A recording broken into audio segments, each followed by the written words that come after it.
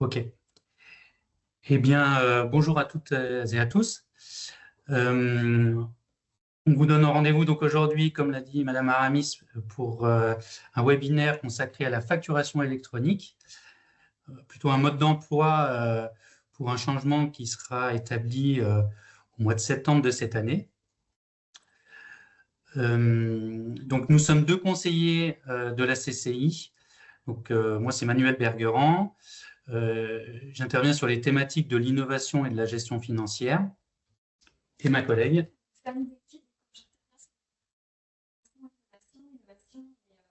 Sensibilisation au commerce international. Donc avant de démarrer le webinaire sur la facturation électronique, on va juste faire un petit rappel du déroulement du webinaire. Donc, comme a dit Sarah, on va intervenir dans un premier temps sur cette thématique. Juste pour information, nos micros sont coupés pour une meilleure qualité du webinaire, pour une meilleure bande son. Et si vous avez des questions, vous pouvez les mentionner sur le chat. Et ensuite, en deuxième partie du webinaire, il y aura un temps de questions-réponses où on pourra traiter l'ensemble des questions qui seront mentionnées sur le chat. Et également, tiens à vous informer que ce webinaire il est enregistré. Merci Fanny. Donc, pour commencer, en fait, on va vous faire un petit rappel sur le contexte et les objectifs de la facturation électronique. Donc, concernant le contexte réglementaire, en fait, pour faire simple, c'est une réforme qui est portée par l'État dans le cadre de la modernisation des échanges B2B. C'est une réforme qui date déjà un petit peu, qui a été reportée et qui rentrera plus tard, on va dire, dans le cadre d'une réforme qui sera prévue plus européenne dans tout ce qui est échange voilà, de vente de services. La généralisation est prévue progressive de cette facturation électronique, puisque il y aura deux dates qu'on vous précisera plus tard, mais en tout cas, elle rentre sur la cible des entreprises qui sont assujetties à la TVA. Donc, assujetties, ça ne veut pas dire qu'elles la payent, mais en tout cas, on vous fera le distinguo tout à l'heure, mais en tout cas, ça représente quand même le plus grand nombre des entreprises en France, quoi qu'il arrive. Donc, cette mise en œuvre, elle sera en place via des plateformes agréées, donc on vous donnera le détail. Elles seront agréées par l'administration fiscale pour que le cadre soit sécurisé. Le démarrage opérationnel est prévu le 1er septembre 2026. Et donc, aujourd'hui, il n'est pas prévu de report. Il faudra que tout le monde soit à jour à cette date-là. Les objectifs sont clairs, hein. La première, c'est de lutter contre la fraude à la TVA, qui est un gros sujet pour l'État et un gros manque à gagner. Donc, c'est vraiment affiché en tant que tel. C'est aussi de simplifier donc, les obligations déclaratives, parce qu'on se rend bien compte au quotidien quand même que la déclaration de TVA, eh ben, c'est toujours du temps, c'est compliqué, ça entraîne pas mal de travail pour les entreprises, pour les comptables, etc. Donc, à terme, c'est quand même de faciliter tout ce processus-là. L'objectif affiché, c'est aussi la modernisation, on va dire, de tout ce qui est échange inter-entreprises et digitaliser tout ça, hein, puisque c'est aussi un objectif très français de numériser, de digitaliser les processus pour gagner en temps, en coût, etc. D'améliorer la compétitivité des entreprises françaises dans le même intérêt, hein, donc de gagner en rapidité. Un temps d'avance, je ne dirais pas, parce qu'il y a déjà d'autres pays qui sont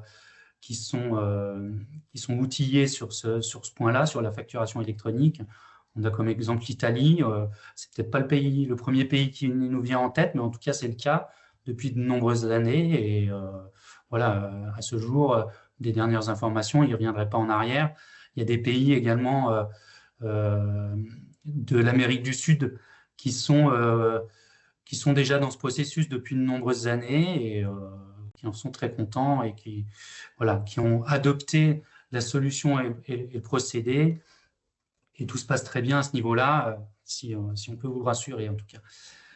Et le dernier point, on dirait, c'est disposer d'une meilleure connaissance en temps réel de l'activité économique. Ça, j'y reviendrai. C'est plus côté étatique pour avoir une vision macro et microéconomique plus fine.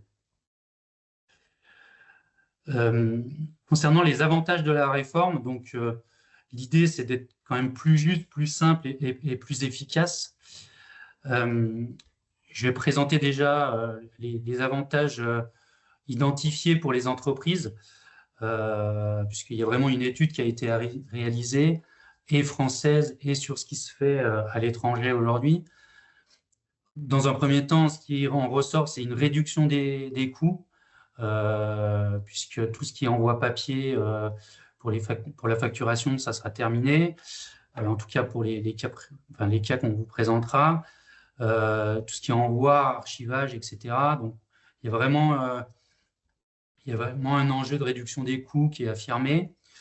Le deuxième point, c'est l'automatisation des traitements comptables et un meilleur pilotage de la trésorerie. L'idée quand même générale, c'est que tout le monde travaille de la même façon sur ce point-là. Et l'idée aussi, c'est de faire monter en compétences en général, alors sans mettre de pression, mais une fois qu'on est dans un processus un petit peu standardisé, automatisé, avec des règles qui seront effectivement strictes, mais quand même simples à comprendre, et ben, ça sera d'avoir des outils aussi de pilotage de la trésorerie des entreprises et de faire monter en compétences, en gros, le volet gestion financière pour les dirigeants des entreprises. Un troisième point qui réside dans le fait de faire moins d'erreurs des saisies et de supprimer des tâches qui sont rébarbatives et chronophages. Je l'ai dit en préambule, mais c'est vrai que tout ça prend du temps aujourd'hui parce que chacun fait en gros dans son coin un peu comme il veut et avec le temps qu'il a. Aujourd'hui, avec la facturation électronique, on va dire, ça va systématiser tout ça. C'est juste une nouvelle habitude à prendre. En tout cas, la finalité, c'est de gagner du temps. Et puis, d'avoir une meilleure traçabilité des factures avec des relations fournisseurs qui seraient, l'idéal en tout cas, plus fluides, puisqu'on va parler quand même de date d'envoi, de date de réception, de différentes options entre la validation d'une facture, le refus d'une facture. Enfin, il y aura tout un processus qui sera bien déterminé. Il y aura un suivi de facture qui sera en temps réel. Et ça, ce n'est pas négligeable quand on sait qu'on ne sait jamais ce que devient une facture une fois qu'elle est envoyée, si elle est lue, si elle a été réceptionnée, s'il y a une erreur dessus. Enfin, voilà. Il y a le procédé informatique qui va permettre, en tout cas, de rendre les envois plus sereins pour les entreprises. Pour l'État, parce que bien sûr, s'il y a cette mise en place, c'est qu'il va y avoir des avantages pour l'État. La première, je vous en ai parlé, c'est la réduction du gap de la TVA, puisque il a été estimé à peu près à 7% des recettes, ce qui équivaut entre guillemets à 15 à 20 millions d'euros. Il y a aussi donc l'idée du meilleur contrôle fiscal qui va faciliter le processus de déclaration à terme. On peut faire un parallèle de cette réforme à la réforme qui a eu par exemple à l'automatisation de l'impôt sur le revenu des particuliers, par exemple. Alors, tout n'a pas été parfait ou tout ne l'est pas encore aujourd'hui, mais pour la majorité, ça simplifie quand même largement toutes les déclarations. Et aujourd'hui, on ne reviendrait pas en arrière sur ce processus-là. La déclaration, on allait chercher toutes les informations de ci, de là pour pour déclarer son revenu, par exemple. Donc, l'idée aujourd'hui, c'est pas de faire de l'autodéclaration de la TVA. Hein. Le processus, il est encore différent. Et il y a toujours la comptabilité qui rentre en jeu. À terme, c'est quand même l'idée. Mais aujourd'hui, voilà, c'est le premier pas en avant sur le domaine, quoi. Les données économiques aussi pour l'État seront très importantes pour permettre un pilotage donc plus réactif et plus ciblé sur les stratégies économiques, sur les décisions à prendre. Aujourd'hui, la facturation électronique, ça va engendrer un nombre de données qui va s'élever par milliards, et c'est une base de données qui n'a jamais été créée jusque-là au niveau de l'État, donc c'est quelque chose qu'il faut prendre en compte.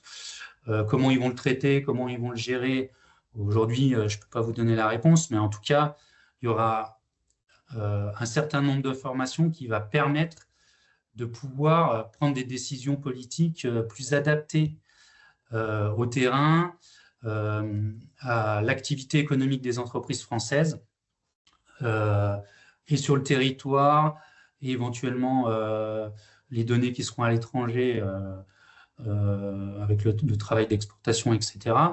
Mais en tout cas, l'idée générale, c'est quand même de favoriser la compétitivité des entreprises en allégeant donc la charge administrative qui est aujourd'hui très importante de toute façon. Et puis à terme, on peut aussi parler quand même de l'histoire des paiements, notamment des délais de paiement. Alors aujourd'hui, ce n'est pas le sujet hein, dans la mise en place, mais petit à petit, pourquoi pas gérer aussi les retards de paiement et peut-être faire des rappels. Voilà, je m'avance peut-être, mais en tout cas, l'idée, c'est quand même d'avoir un cadre plus strict et d'éviter le cas par cas pour ces histoires de délai de paiement. Je continue sur ce qui est concerné dans la facturation électronique.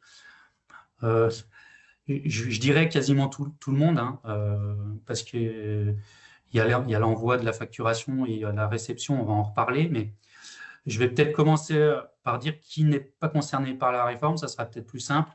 Ceux qui ne seront pas concernés, c'est tout ce qui est paiement de particulier à particulier, paiement entre une entreprise et un particulier, en tout cas pour l'envoi de la facture.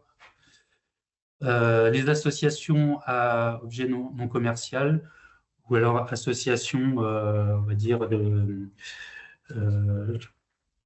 les associations sportives, par exemple, ou des associations de ce type-là.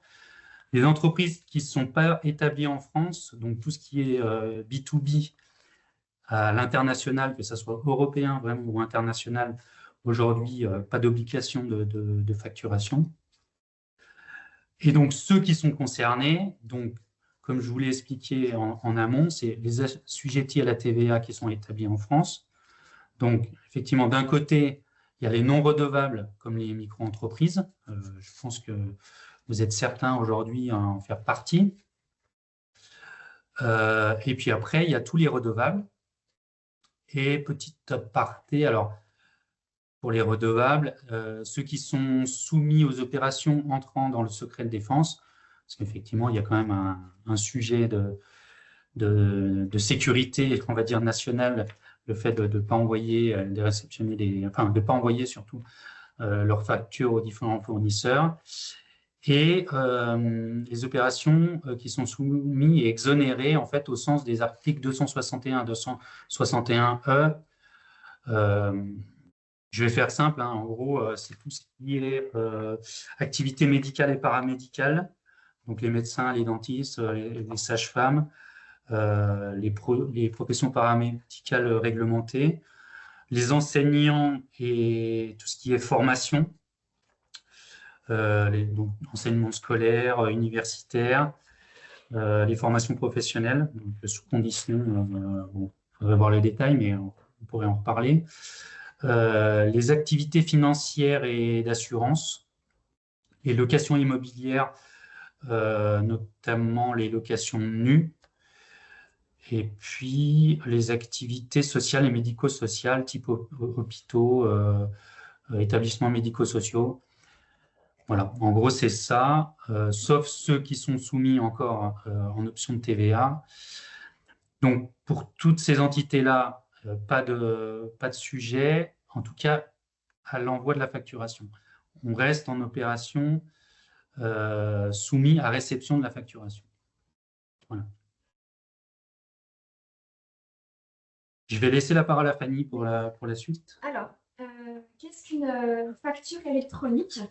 Donc, contrairement à ce que l'on pourrait croire, une facture électronique, ce n'est pas un document en format PDF envoyé par mail. Effectivement, ce document PDF est dématérialisé, numérisé, mais la facture électronique, en plus qu'elle soit dématérialisée, est un document où les données sont structurées, c'est-à-dire que les données elles sont identifiables et exploitables. Donc, le format de la facture électronique, c'est un format facture X, comme on peut voir vous pouvez voir là sur la slide. Donc, c'est un document avec des données exprimées en code informatique qui sont lisibles entre logiciels informatiques, puisque la plateforme, la facture électronique, elle passera par des logiciels de plateforme.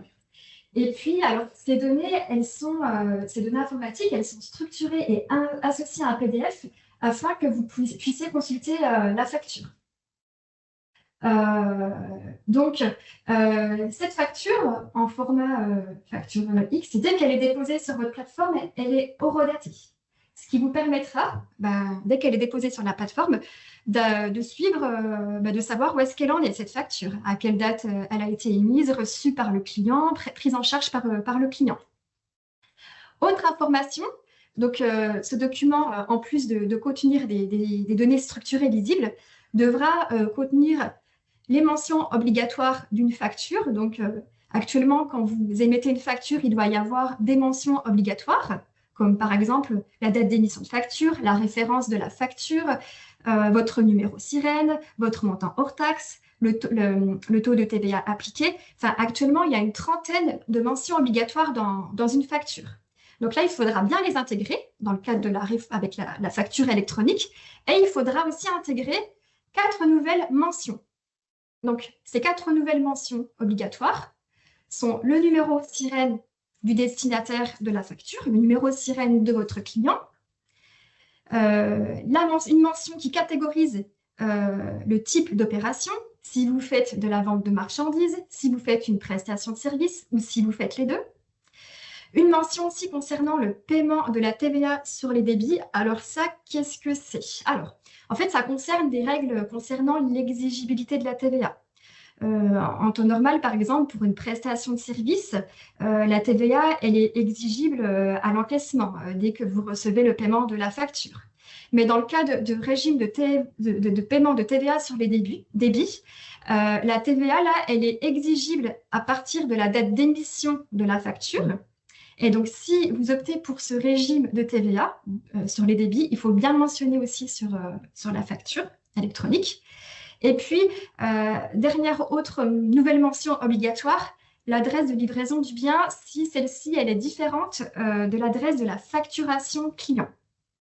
Donc, c'est bien important en fait d'anticiper, d'avoir ces données dans le cadre de cette nouvelle réforme, parce que ça vous permettra que la facture elle puisse bien circuler entre les plateformes et qu'elle arrive bien jusqu'à votre client.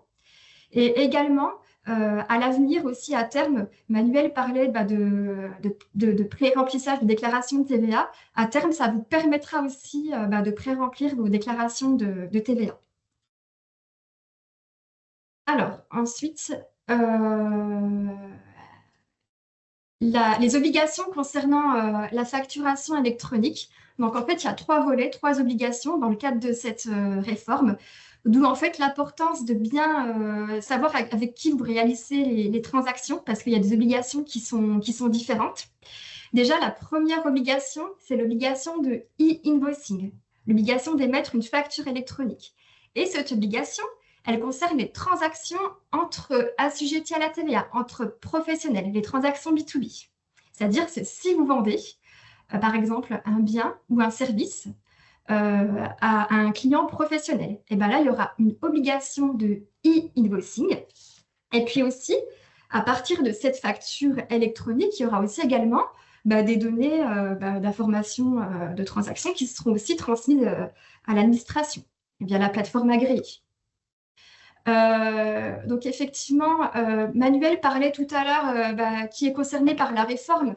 Les particuliers, par exemple, ne sont pas concernés par la réforme de facturation électronique. Donc si par exemple, vous faites une opération commerciale, vendez un service, un bien, une marchandise, à un client particulier ou un client aussi professionnel qui est établi dans un pays européen ou hors Europe, il n'y aura pas d'obligation de facturation électronique.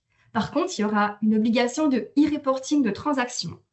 C'est-à-dire que même si vous n'émettez pas de facture électronique à un particulier ou à un client établi en Europe ou hors Europe, il faudra quand même passer par votre plateforme pour déclarer vos transactions afin que ces données de transaction elles puissent être transmises à l'administration.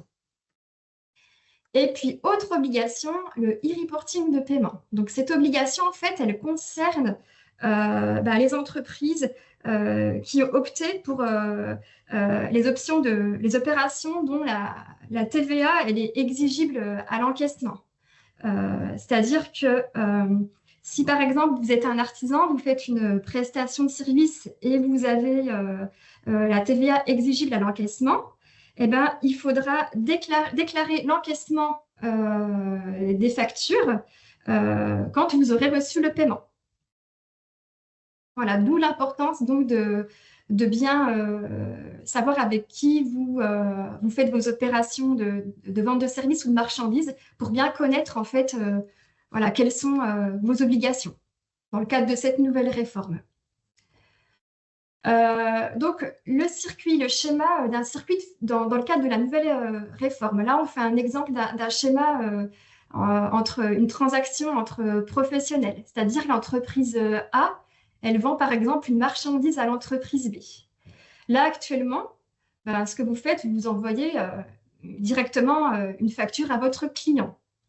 Là, dans le cadre de la nouvelle réforme, le schéma du circuit de facture va être différent puisque l'entreprise A va devoir déposer auprès de sa plateforme agréée la facture.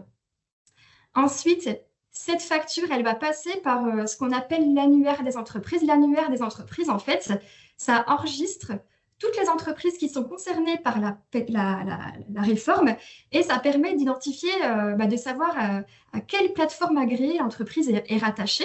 Donc, ça passe par l'annuaire.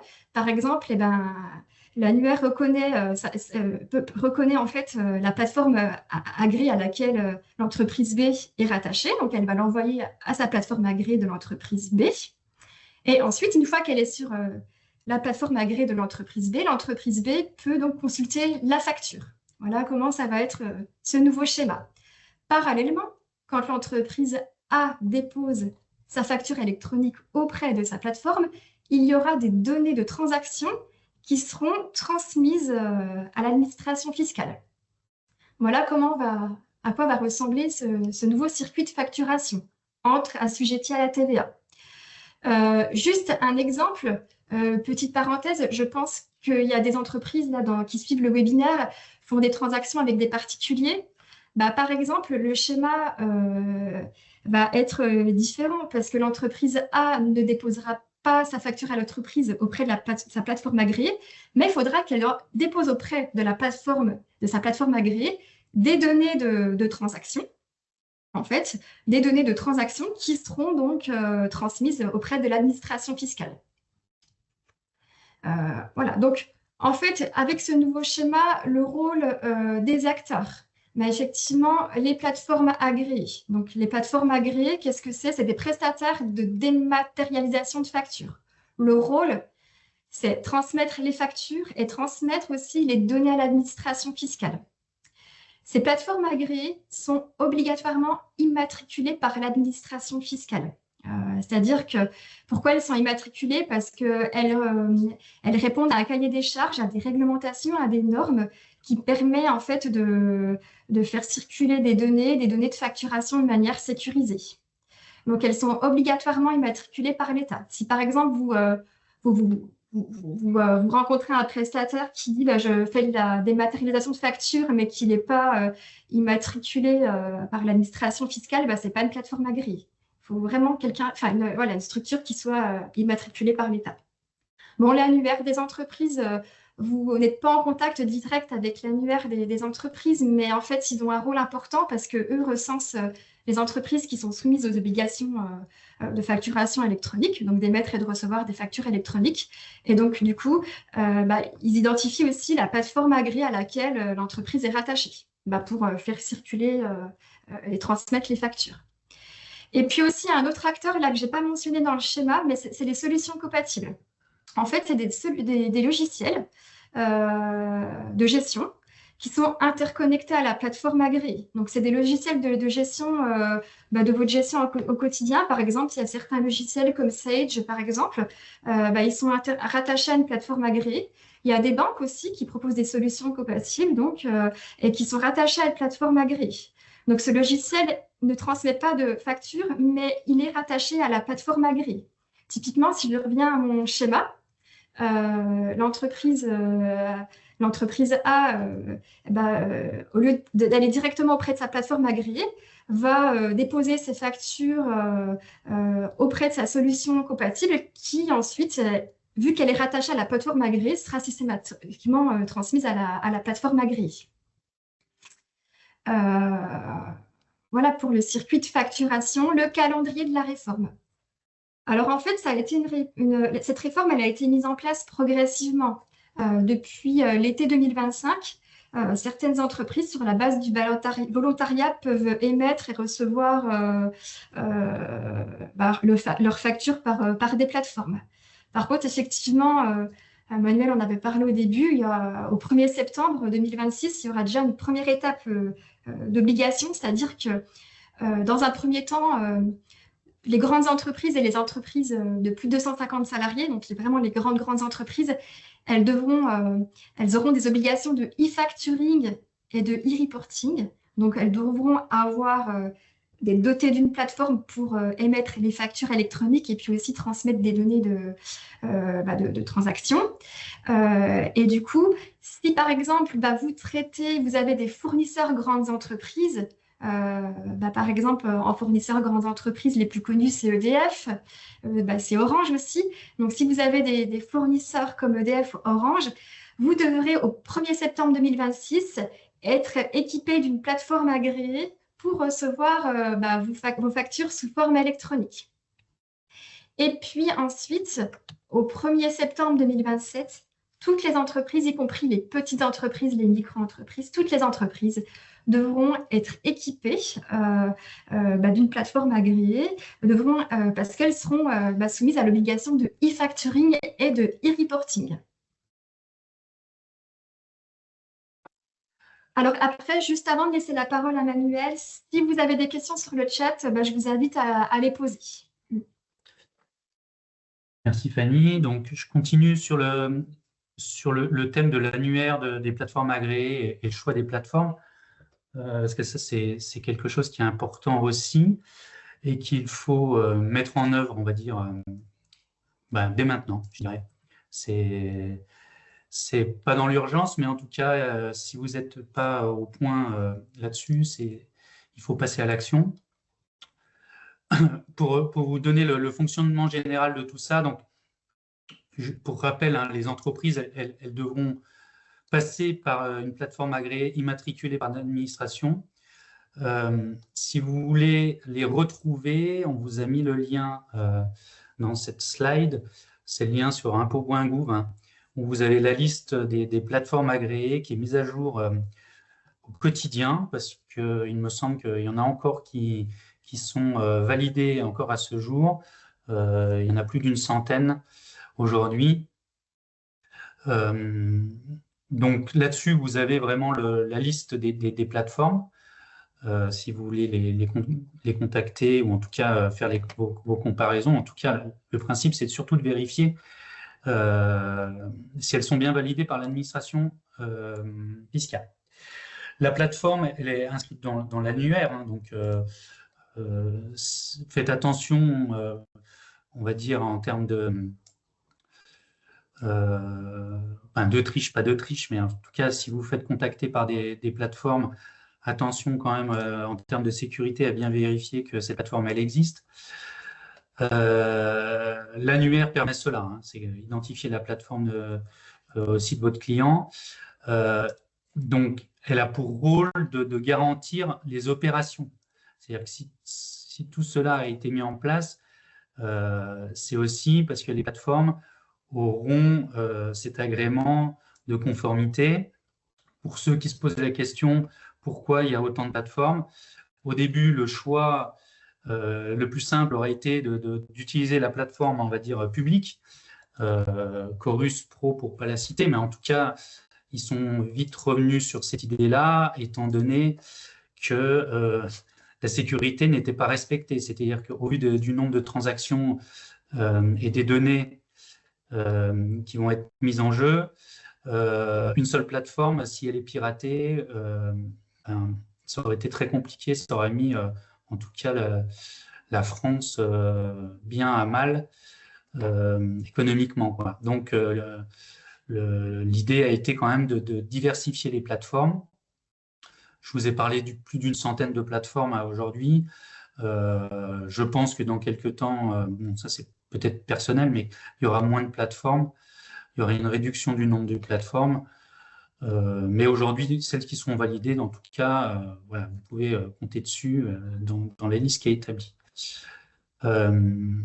Surtout que l'idée, c'est quand même d'assurer la bonne transmission des factures et qu'il n'y ait pas de remise en cause ou à ce niveau-là. Voilà. Le critère de choix de sa plateforme. Donc, je ne sais pas si vous avez des questions là-dessus, c'est peut-être aussi un petit peu l'idée, mais nous, on n'est pas là pour vous dire de choisir telle ou telle plateforme. Par contre, on est là pour vous donner les étapes à suivre, ou en tout cas les petites informations pour savoir comment l'identifier et pour se dire que finalement, cette plateforme-là, c'est la meilleure pour vous. L'idée, c'est de vérifier quand même la compatibilité de votre logiciel comptable, de caisse, votre ERP, voilà, votre gestion bancaire. Ce choix, il ne se fait pas uniquement sur la liste. Ce choix, il se fait en intégrant comment vous travaillez aujourd'hui, quels outils vous utilisez et qui sont vos partenaires, notamment bancaires ou comptables. Je sais qu'en ayant discuté avec pas mal de comptables, eux, ils vont privilégier des solutions. Donc, avoir avec eux quand même, ne pas négliger une prise de contact avec eux pour savoir si eux, ils ont des plateformes qui vont privilégier. Hein. Ça vous engage pas forcément de le savoir, mais en tout cas, l'idée, c'est quand même de vous faciliter la vie. Donc, vous faciliter la vie, ça veut dire utiliser une plateforme avec qui les autres intervenants dans votre métier sont déjà en contact pour fluidifier un petit peu tout le procédé. Ce qu'il faut regarder aussi, c'est le niveau d'accompagnement proposé pour savoir si effectivement c'est des plateformes qui sont liées à votre métier. Je sais qu'il en existe, qui sont référencées comme telles, il faut faire un petit peu des comparaisons, mais l'idée c'est quand même de se dire, voilà, moi si je suis boulanger ou si j'ai une activité un peu spécifique, d'essayer de me renseigner quand même sur les plateformes qui vont avoir une facilité de travailler avec vous, ou en tout cas une connaissance de vos freins, ou en tout cas du côté atypique de votre métier. J'ai mis sécurité et conformité, mais à partir du moment où la plateforme sera sur le listing, ça ne sera pas un sujet. Le prix, par contre, en sera certainement un. On a parlé de plateformes gratuites. Je pense effectivement qu'il y a des... Alors, je n'ai pas vérifié toutes les plateformes. Je n'ai pas fait de comparaison parce que ça demanderait vraiment un travail titanesque. Surtout que toutes les plateformes ne sont pas encore complètement validées. On a certaines dans des listes d'attente. En tout cas, l'idée, c'est quand même de regarder les tarifs, puisque dans toute logique, il y aura une gratuité pour un nombre minimum de factures, notamment en émission, il me semble. Après, ça deviendra payant. Donc, l'idée, ça sera quand même de regarder cette tarification au cas par cas. Moi, je ne fais pas de promotion de telle ou telle plateforme, mais c'est vrai qu'on a vu la présentation de 2 plateformes de secteur bancaire. Ça peut être la facilité, éventuellement, pour ceux qui ne voudraient coupler voilà, services bancaires et plateformes agréées.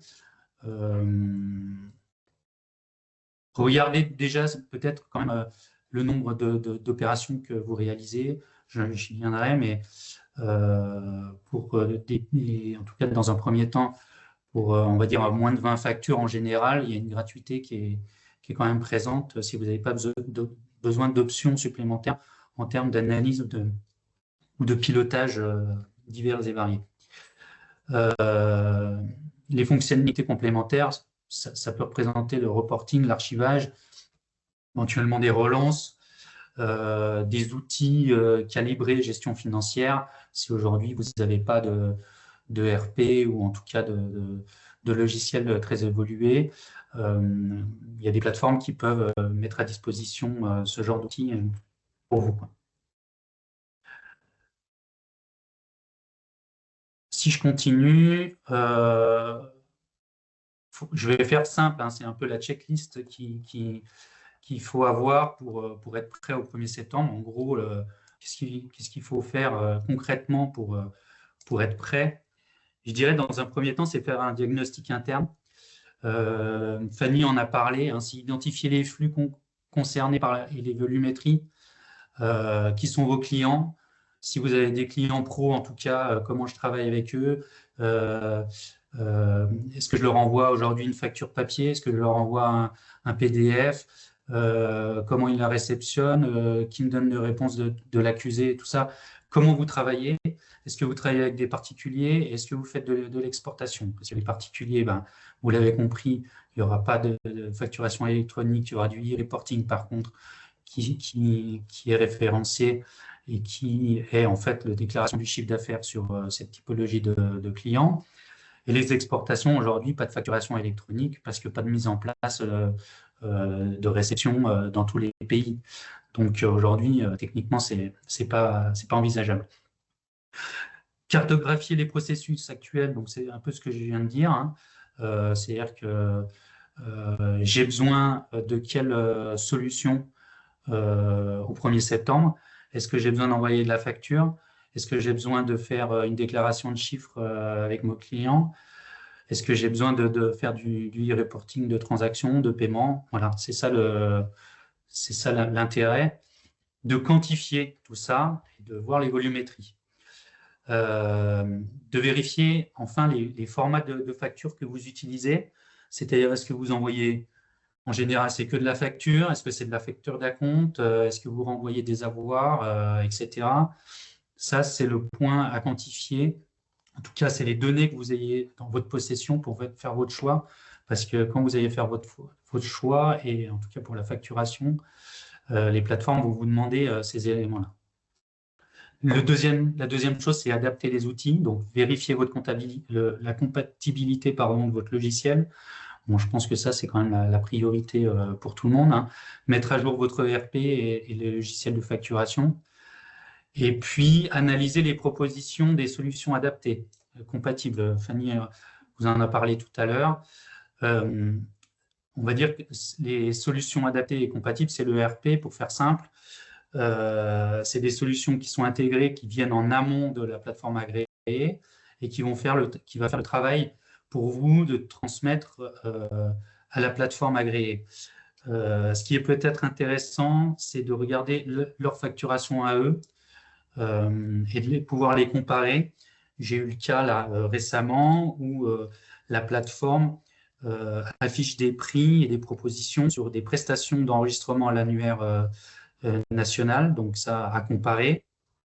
Et puis ensuite, une tarification des flux, donc une tarification des flux par rapport à un nombre d'envois en fichiers émis ou reçus, en tout cas.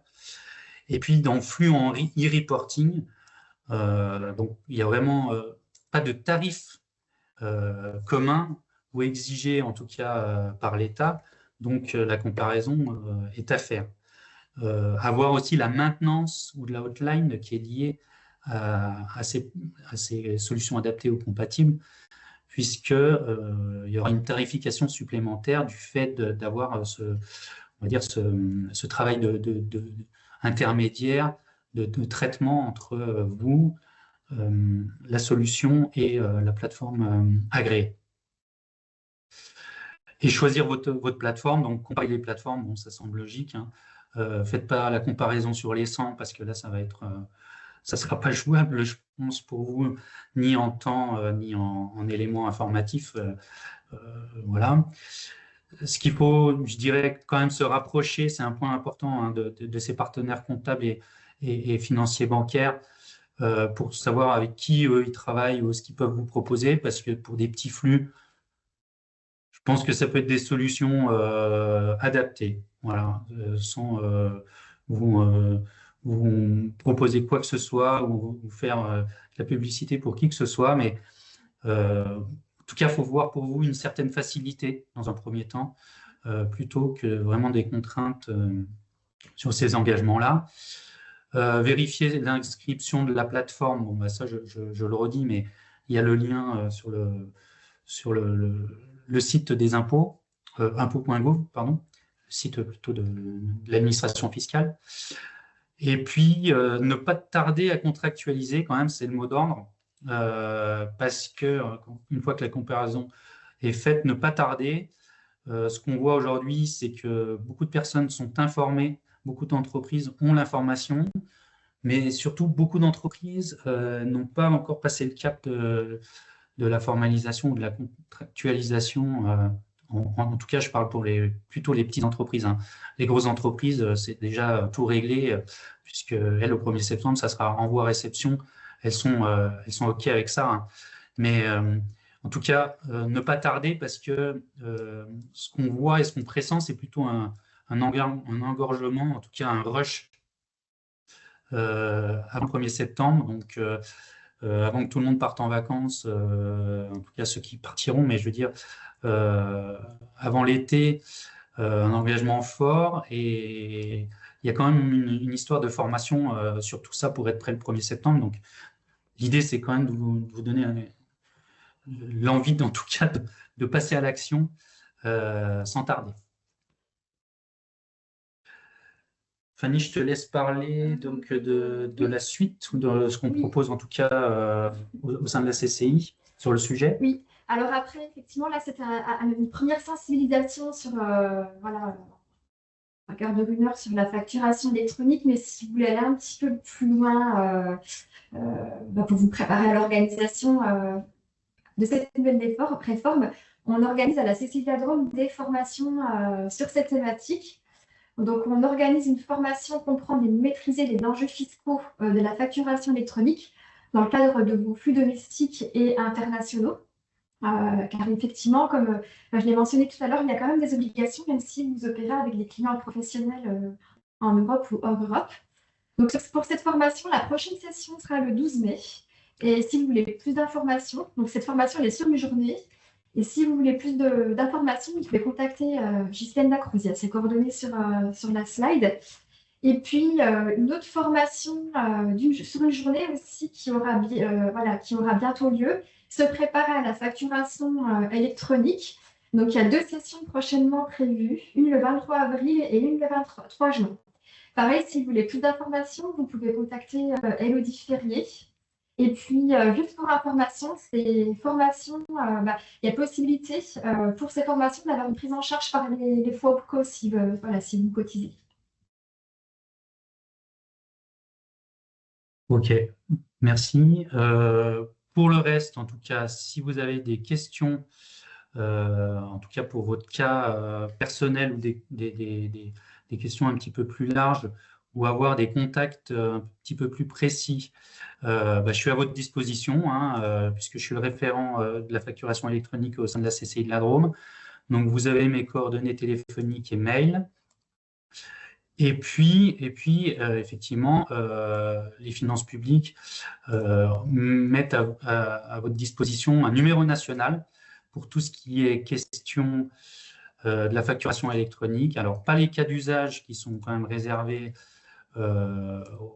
aux plateformes agréées, mais pour tout ce qui est question de timing, de mise en place, si vous voulez une explication un petit peu plus précise, même si je pense que ce qu'on a fait aujourd'hui était plutôt d'information voilà, simple et directe, mais voilà, si vous avez une question un petit peu plus technique, n'hésitez pas à les contacter. Il y a aussi le portail de la facturation électronique qui a été intégré à votre espace professionnel sur le site de la DGFiP.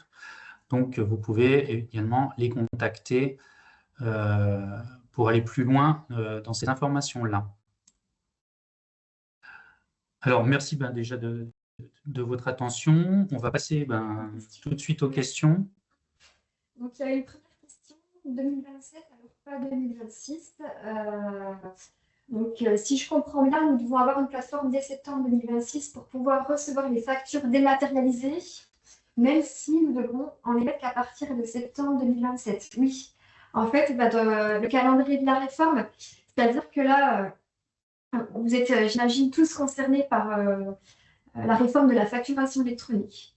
Et c'est vrai que c'est mieux qu'au 1er septembre 2026, vous soyez déjà équipés pour recevoir vos factures. Parce que forcément, j'imagine, vous avez des factures EDF, Orange ou autres grands fournisseurs. Donc, obligation de réception de factures au 1er septembre 2026. Et effectivement, au 1er septembre 2027, là, il faudra être prêt pour émettre vos factures électroniques et puis aussi transmettre vos données de reporting. Donc, un autre exemple, comment je récupère ma facture EDF à partir de septembre 2026. Donc, ça répond voilà ce que j'ai dit. Donc, au 1er septembre 2026, vous devriez être équipé d'une plateforme agréée pour recevoir vos factures EDF. Donc, une autre question, Manuel on a un peu parlé pendant son intervention à la fin, mais c'était savoir si les plateformes, elles sont payantes, si oui, quel coût.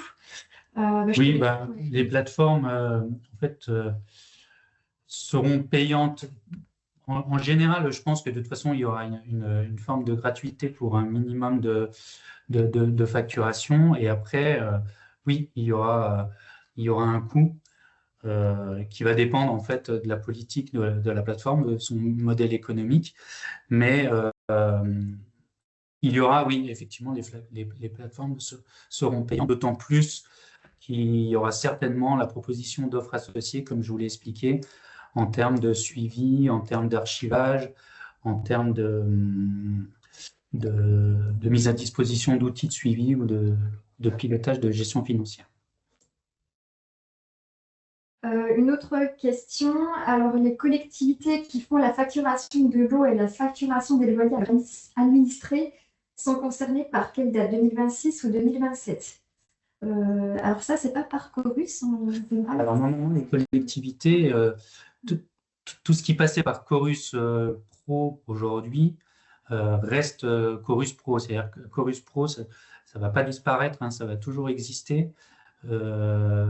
Donc, a priori, il n'y a pas de changement particulier sur ce domaine-là.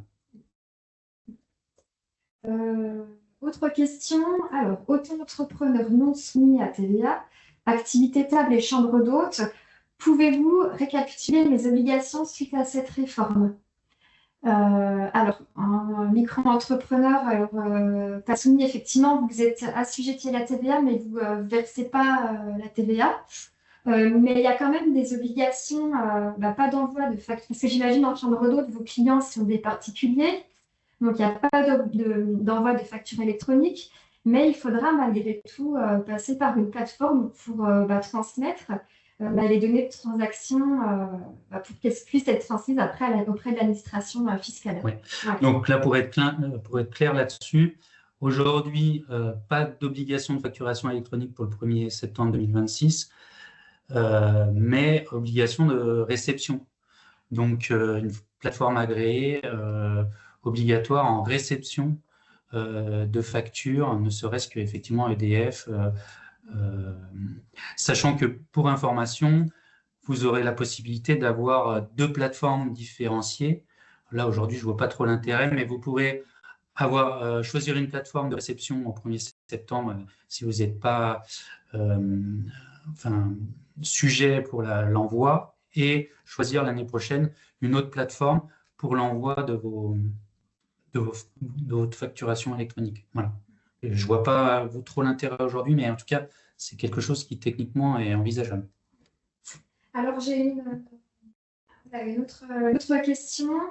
Alors, j'aurais aimé un exemple concret de A à Z, un exemple entre pro, si on a, un organigramme. Nous avons beaucoup de questions à nous poser, donc ce n'est pas simple à suivre un organigramme. Donc, je vais revenir sur peut-être la slide précédente.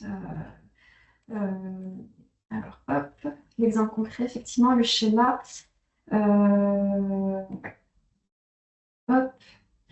Effectivement, donc là, je suis revenue sur le schéma pour répondre à votre question. Donc, une transaction entre professionnels, entreprise A qui vend à B.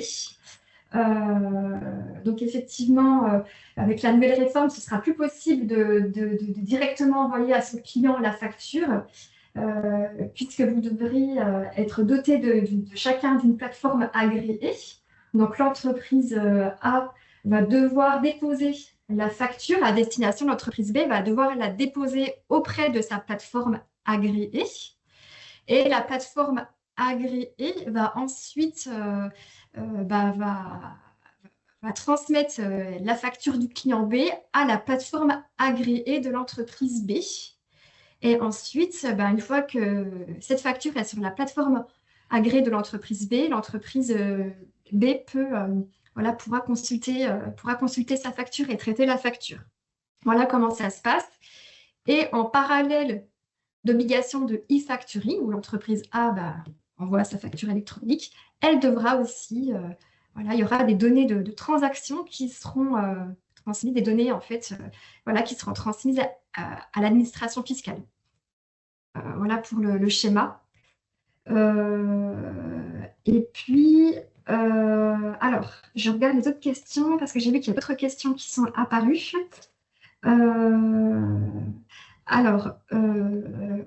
Donc pour ceux qui ont un comptable, je pense qu'il faut commencer par lui en parler. Oui, je peux peut-être. Oui. Hein. Oui, l'idée, comme je le disais, c'est que il faut identifier en fait les acteurs avec qui vous travaillez.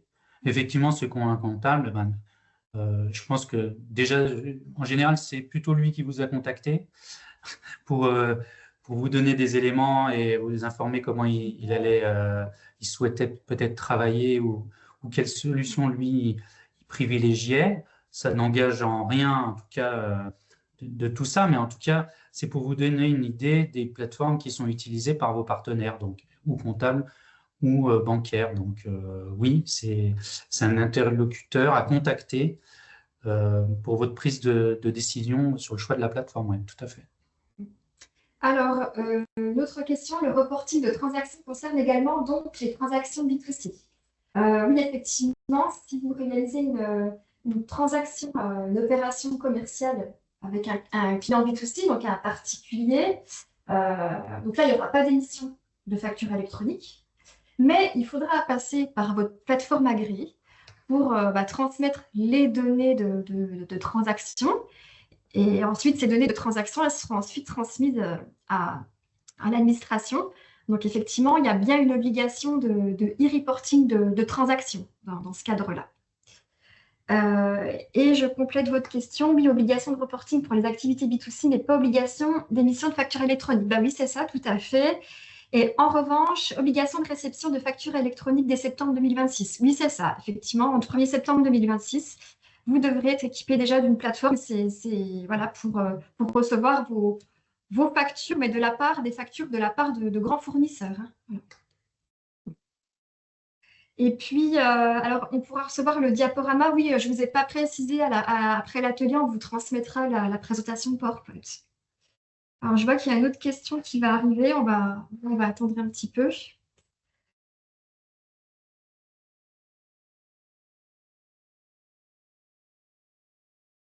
Ah, alors, le reporting se fait par mois, c'est en détail facture par facture.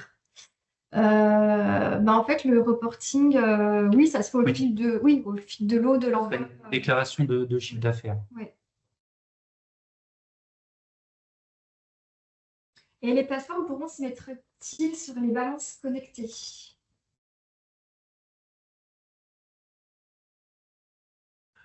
Les plateformes pourront se mettre sur Les les... balances connectées. Alors oui, elles sont. Alors, si j'ai bien. Alors, qu'est-ce que Ouais, les balances connectées, je ne vois pas de quoi vraiment...